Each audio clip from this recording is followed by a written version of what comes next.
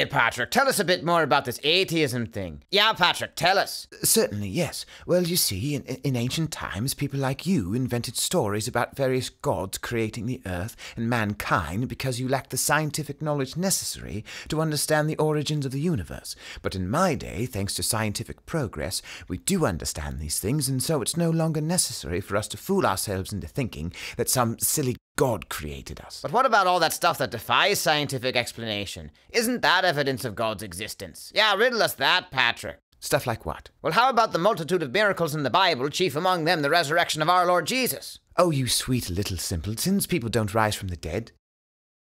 Except for that one time Jesus rose from the dead. Yeah, that was awesome. No, what I'm saying is that Jesus never rose from the dead. And how do you know that, Patrick? Because it's not possible for people to rise from the dead. Yeah, we know. That's why it was sort of a big deal when Jesus rose from the dead. Look, I think you're far too uneducated to understand this, but if people could rise from the dead, then people would rise from the dead. If Jesus could rise from the dead, surely someone else would have risen from the dead as well. Other people have risen from the dead. Like who? Like all the people in the Bible who rose from the dead because Jesus rose them from the dead not long before he himself rose from the dead. Well, obviously you can't count those examples. Why not, Patrick? Because they come from the Bible, and the Bible is a ridiculous book full of silly stories that couldn't possibly happen, like... People rising from the dead? Exactly.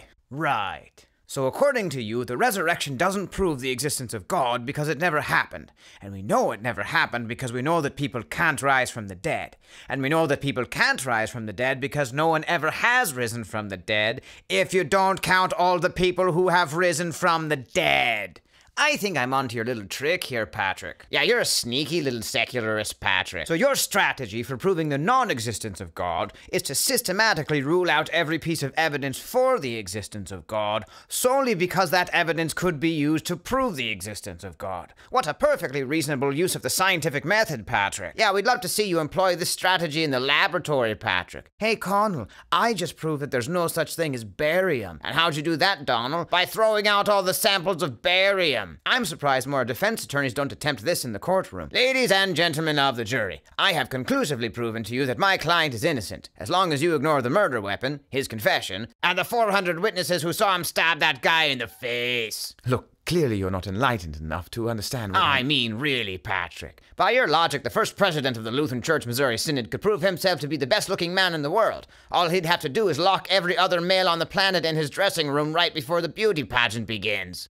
Oh, no, even then I would still lose. So I may not be a scientist, Patrick. I may not possess your superior intellect and education. I may even be a superstitious Neanderthal who thinks that thunder is what happens when God yells at leprechauns. I think it's the result of a shockwave in the air due to the sudden thermal expansion of plasma in the lightning channel, but that's because I'm stupid. Nonetheless, I still know a lame argument when I hear one. And when you accuse Christians of remaining in ignorance because they refuse to allow any evidence to challenge their theistic worldview, only to dismiss every eyewitness account of our Lord's resurrection solely because it challenges your atheistic worldview, well, that's not just lame, it's also a wee bit of the clover calling the grass green. That's an adorable Celtic twist on a classic idiom, Patrick. Don't be absurd. I treat the Bible exactly the way I treat everything else. I'm a man of reason and evidence and facts. I'm a man of science, a world-renowned evolutionary biologist. I defy you to give me one example of something that I believe in despite no scientist ever having seen it happen. Evolution. Dang it.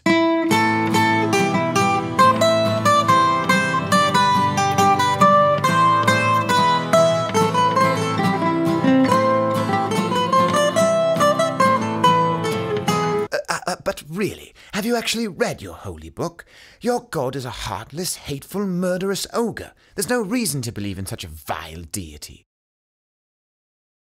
I'm sorry, Patrick. I'm going to need a second to recover from that. Yeah, Patrick, stop in the name of logic before you break my brain. Placing your failure to properly understand the justice of the Almighty aside for a moment, did you honestly just argue that God doesn't exist because he's mean? Why, if being a jerk made you cease to exist, then every war in human history would have been over the second it started. Rosie O'Donnell would have disappeared in a puff of smoke in 1998 instead of getting fired from The View once every 7 minutes. And that jerk who makes those Lutheran satire videos wouldn't even be able to finish recording